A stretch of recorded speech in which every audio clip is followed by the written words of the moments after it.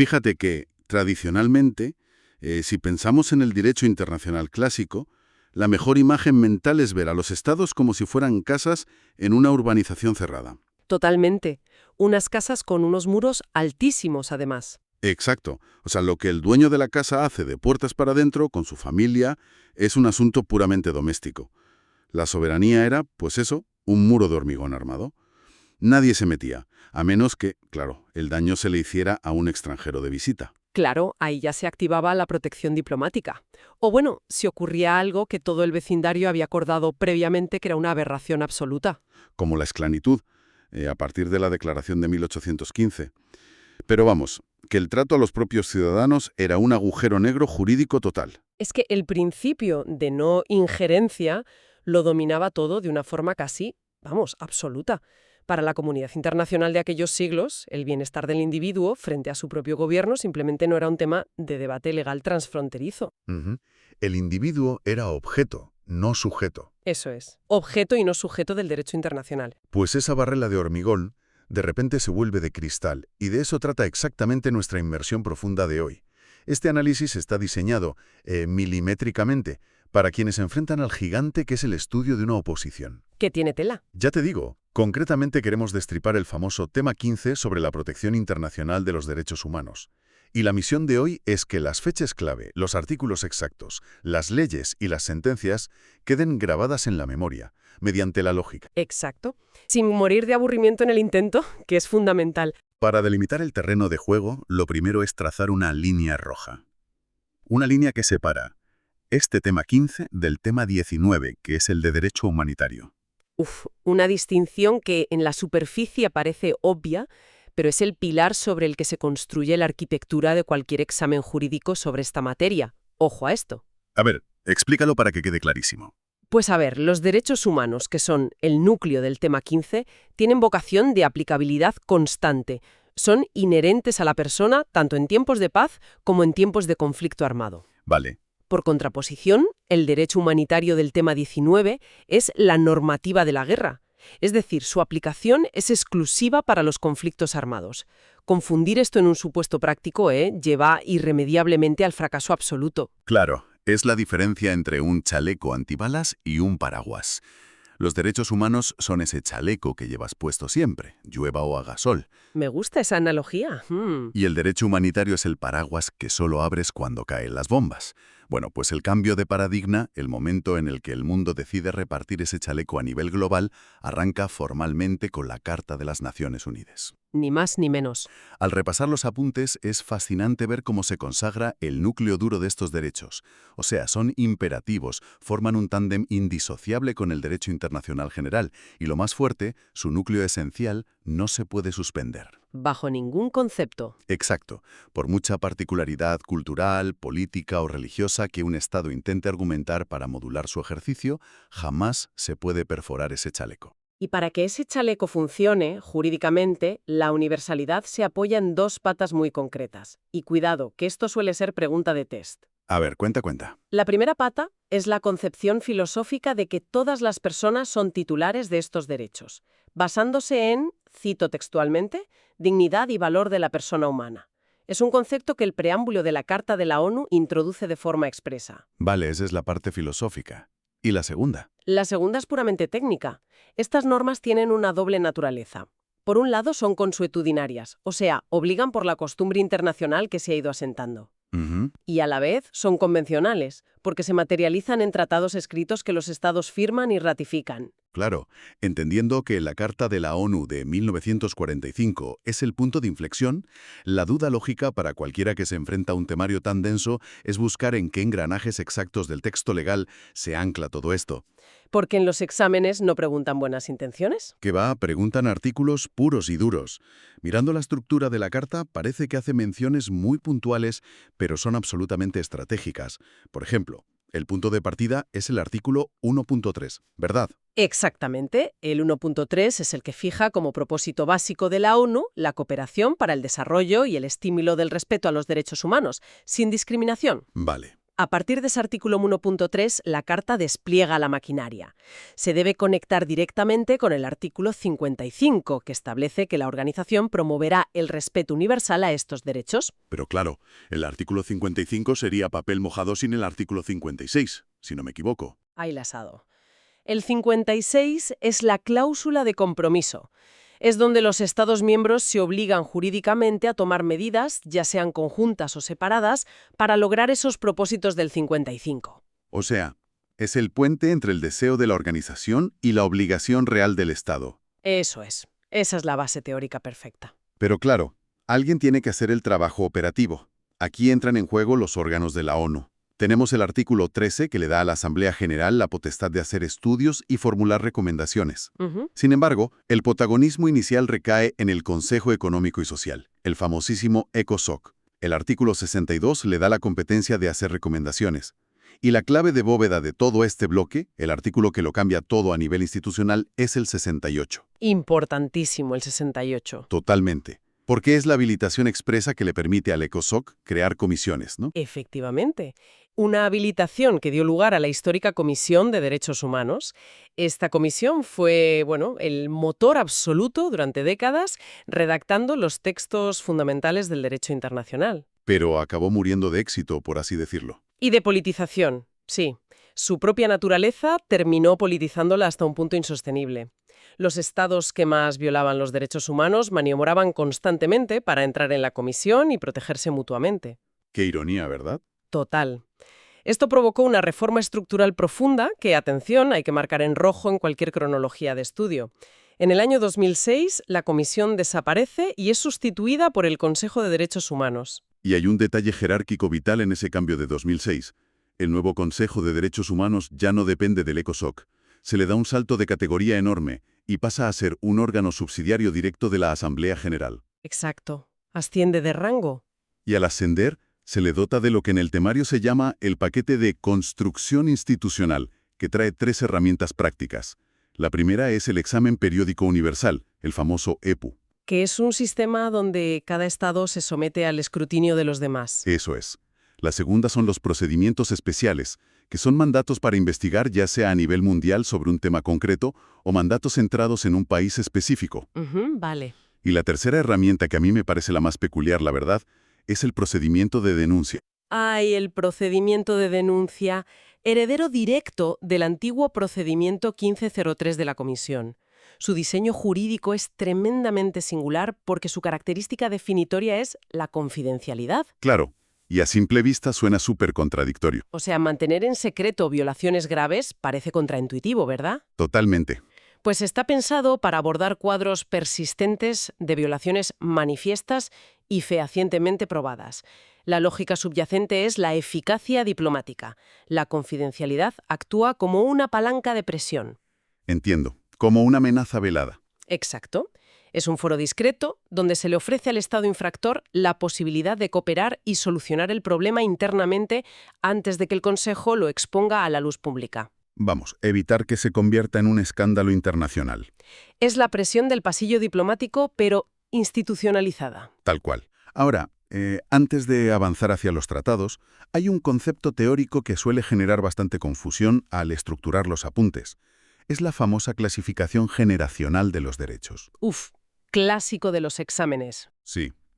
Por un lado, se defiende que todos los derechos son indivisibles, pero por otro, se exige memorizar la diferencia entre los de primera generación y los de segunda. Pues a ver, la distinción clave para una prueba tipo test radica en el tipo de obligación que imponen al Estado. Vale. Los de primera generación, que son los civiles y políticos, imponen obligaciones de resultado. O sea, blanco o negro. Exacto. Por ejemplo, el derecho a no ser torturado. El Estado simplemente tiene que garantizar que nadie sea torturado. Es un resultado binario y exigible de inmediato. Claro, no hay medias tintas.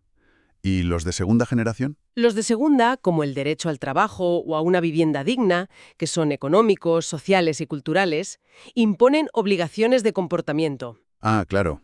O sea, ningún Estado puede garantizar por decreto que todos sus ciudadanos tengan un empleo mañana a las 8 de la mañana. Ya, ojalá. La exigencia legal es que el Estado demuestre que está adoptando todas las medidas posibles y utilizando todos los recursos a su alcance para acercarse a ese objetivo de manera progresiva. Esa diferencia entre resultado y comportamiento es una regla mnemotécnica perfecta, la verdad. Pero bueno, el debate se complica cuando llegamos a los de tercera generación. Los derechos de solidaridad o colectivos, sí. Esos, como el derecho al medio ambiente sano o el derecho a la paz. Repasando la doctrina, siempre surge la duda de si estos conceptos, que son amplísimos, realmente encajan en el molde estricto del derecho internacional. Es uno de los límites fronterizos más fascinantes del derecho actual, estoy segura. La doctrina no niega que el medio ambiente sano forme parte del ordenamiento jurídico. Incluso se debate si alcanza la categoría de norma imperativa. Pero el problema es cómo lo reclamas, ¿no? Para proteger al individuo frente al poder del Estado. Ujú. En cambio, los de tercera generación protegen a colectividades enteras y requieren la acción orquestada de toda la comunidad internacional. Introducir algo como el derecho a la paz en un tribunal diseñado para reclamaciones individuales de libertad de expresión Rompe el esquema. fuerza las costuras del sistema por completo. Es como intentar usar las reglas del ajedrez para jugar un partido de fútbol. Bueno, volviendo a la línea temporal, hay un vacío inicial evidente en la ONU. La Carta de 1945 ordenaba proteger los derechos humanos, pero no incluía ninguna lista que explicara cuáles eran exactamente. Un detalle importante, sí. Y esa carencia se resuelve el 10 de diciembre de 1948, una fecha clave. La Asamblea General aprueba la Resolución 217-A, número romano 3, conocida mundialmente como la Declaración Universal de Derechos Humanos. Un hito absoluto. Pero el detalle histórico y jurídico que es una pasada es que, al ser una resolución de la Asamblea General, nació siendo una simple recomendación. O sea, no tenía fuerza vinculante inicial. Claro, y la transformación jurídica de esa declaración es objeto de estudio constante. Aunque nació desprovista de obligatoriedad, la aplicación continuada, el consenso global y la jurisprudencia la han mutado. Se ha hecho fuerte con el tiempo. Muchísimo. Hoy en día se considera que la inmensa mayoría de los derechos enumerados en ella forman parte del derecho internacional general, son norma consuetudinaria y por tanto plenamente vinculantes. Pero claro, en los años posteriores a 1948, hacía falta algo más rígido, ¿no? Sí, la necesidad de mecanismos de control más concretos era imperativa. Y de ahí nacen los grandes tratados internacionales. Ya no son recomendaciones, son contratos puros y duros. Surgen el Pacto de Derechos Civiles y Políticos y el Pacto de Derechos Económicos, Sociales y Culturales. Los dos pilares convencionales. Y luego seguidos de una batería de tratados sectoriales. Contra la discriminación racial, que son las siglas CERD, contra la tortura, el CAT, o contra la discriminación de la mujer, el CEDAW. Y el dato estructural imprescindible para retener es que cada tratado crea un órgano de vigilancia propio, un comité. Y ojo con la curiosidad terminológica que a veces despista en los exámenes. ¿Ah, sí? Cuéntalo. El Comité del Pacto de Derechos Civiles y Políticos se llama, simple y llanamente, Comité de Derechos Humanos. Genera mucha confusión con el Consejo, pero es distinto. Exacto. ¿Y cómo funcionan estos comités por dentro? Pues su maquinaria funciona a través de varios cauces. El más común son los informes periódicos que los estados están obligados a presentar. El comité los analiza y emite lo que se denomina observaciones finales. Evaluando los progresos y las carencias, claro. Eso es.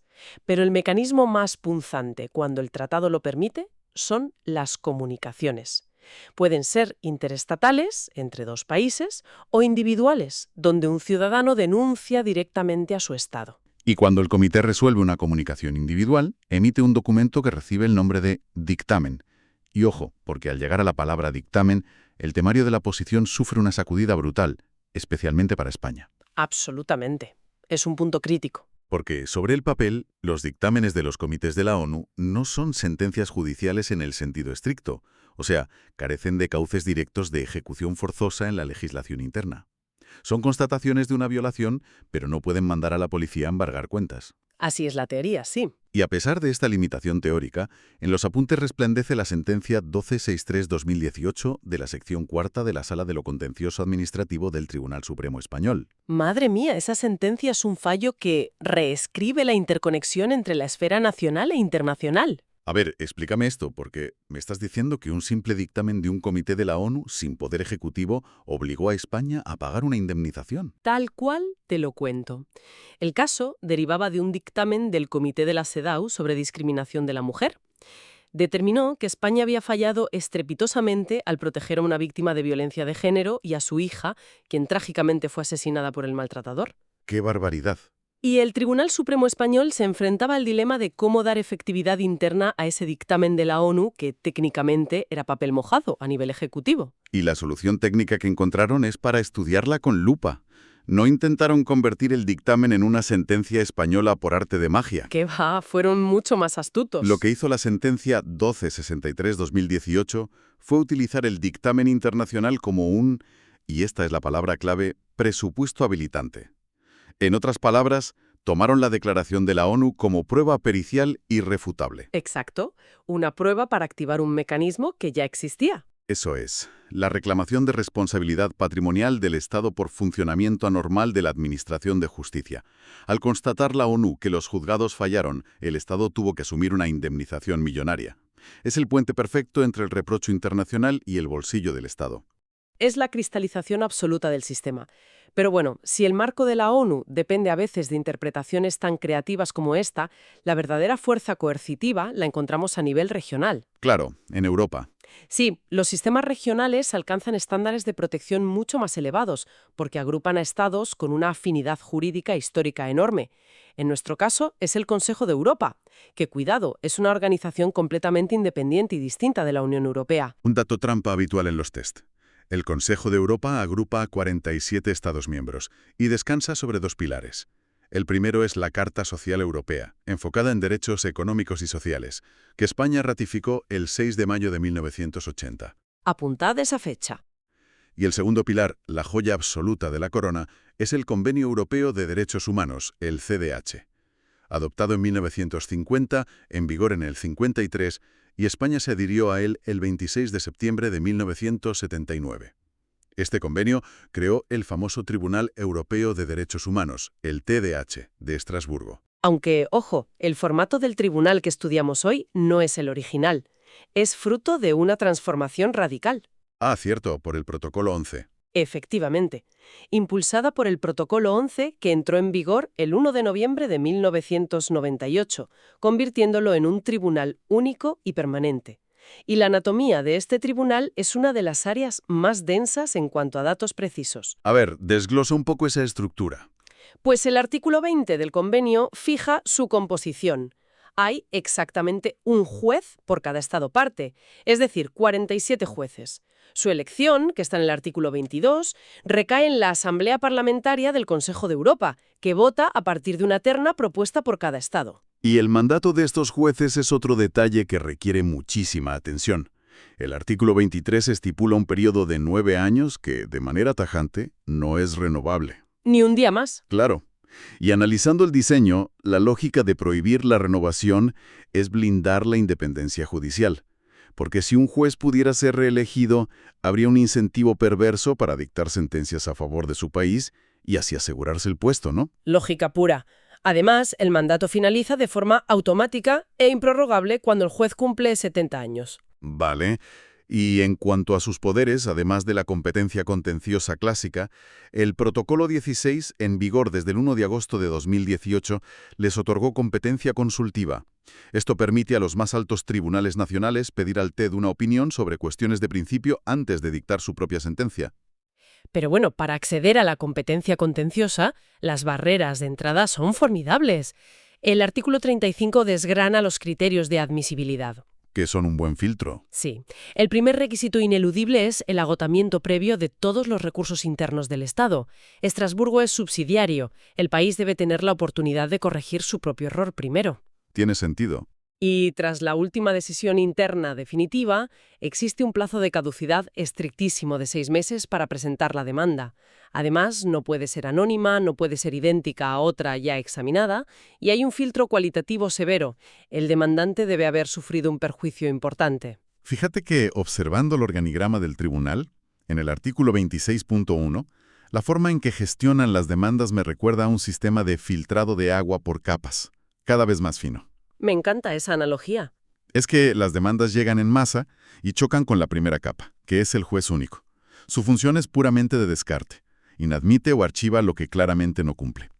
Si supera ese nivel, pasa a los comités de 3 jueces. Que además de inadmitir, pueden dictar sentencias sobre el fondo si hay jurisprudencia consolidada.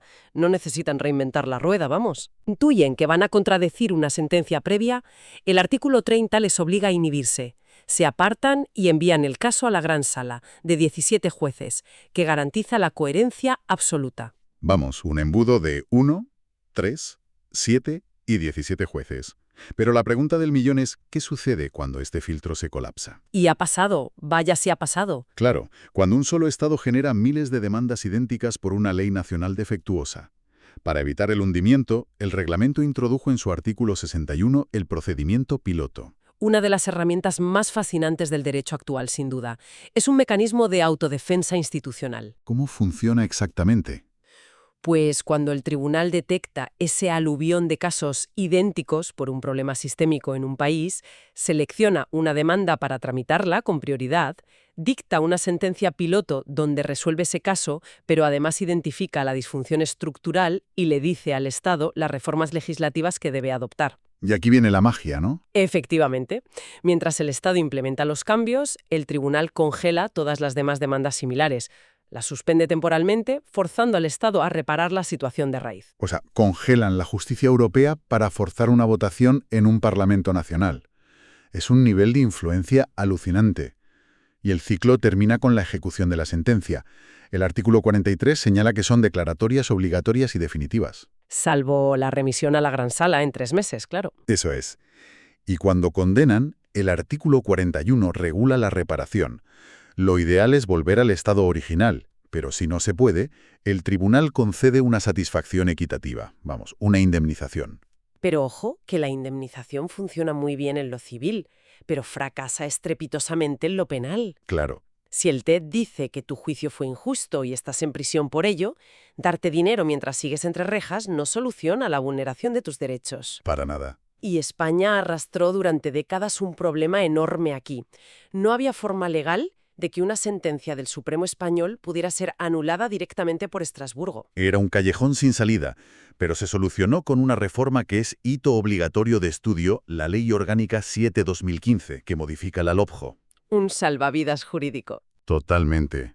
Esta ley de 2015 introdujo el mecanismo para interponer un recurso de revisión contra una resolución judicial firme española basándose exclusivamente en una condena del TED. Eso sí, los requisitos son estrictísimos. Muy rigurosos, para no abrir casos a lo loco. La violación debe tener efectos vigentes por su gravedad, que solo cesen revisando la sentencia. Y se exige identidad absoluta. Quien pide la revisión en España debe ser el mismo que demandó en Estrasburgo. Y el plazo, que no se nos olvide, es de 1 año máximo desde que la sentencia europea es firme. 1 año clavado, ¿sí? Pues la trayectoria que hemos trazado refleja perfectamente el temario. Desde la universalización de la ONU, pasando por la protección de los comités y la sentencia 1263/2018 del Supremo, hasta llegar al filtro del Consejo de Europa y cerrar con esta reforma de la LOPJ de 2015. Cuando conectas los puntos así, el entramado internacional deja de ser una lista árida de artículos y se revela como un sistema de contrapesos vital para vigilar el poder. Y al ver todo este mecanismo, surge una paradoja final para que quienes nos escuchan reflexionen mientras repasan los esquemas. Hemos visto que el procedimiento piloto permite a Estrasburgo detener miles de demandas para exigir a un país que cambie sus leyes. La pregunta es, ¿hasta qué punto esa presión internacional del TDAH, al congelar el acceso a la justicia de tantos ciudadanos, está moldeando en la sombra la soberanía legislativa de los estados, provocando reformas penales sin que la sociedad sepa quién tiene realmente la última palabra? Un buen detalle para dar perspectiva al memorizar el articulado.